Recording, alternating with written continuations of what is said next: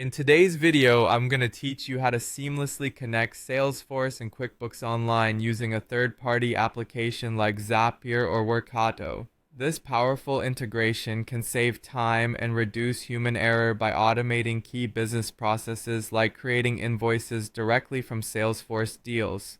Let's dive into the details and set up this integration step by step. First, start by choosing a platform that suits your business needs best. Whether it's Zapier or Workato, both are excellent choices with user-friendly interfaces.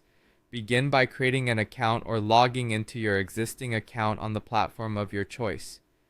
The intuitive design of these platforms means you should be able to navigate their interfaces with ease, even if you're new to automation tools. Once you're logged in, locate the option to connect applications or integrations from the dashboard. You'll need to connect both Salesforce and QuickBooks Online to your chosen app.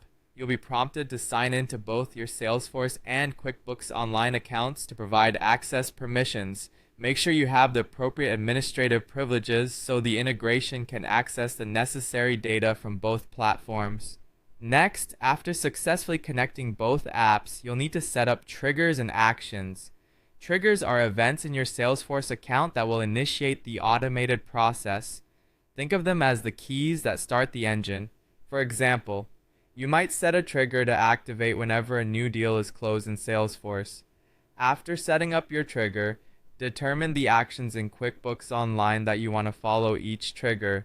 This might include creating a new invoice directly from the Salesforce deal information. Here, it's crucial to align the fields in Salesforce with the corresponding fields in QuickBooks to ensure a smooth data flow and accurate information transfer.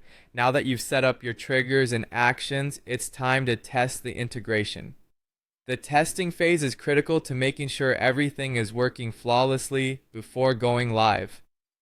Run some test data through the process to ensure the trigger successfully leads to the desired action without any hiccups. Pay close attention to the details during this phase to ensure there are no errors and that all data is accurately transferred. Once you're satisfied with the test results and confident that your integration setup is correct, proceed to activate it. Activation will allow your new system to run automatically in the background, seamlessly transferring data as specified in your triggers and actions setup. And there you have it. By following these steps, you've established an efficient and automated workflow between Salesforce and QuickBooks Online. With this integration, you'll not only save time but also improve the accuracy of your business processes. Now you can focus more on growing your business and less on manual data entry.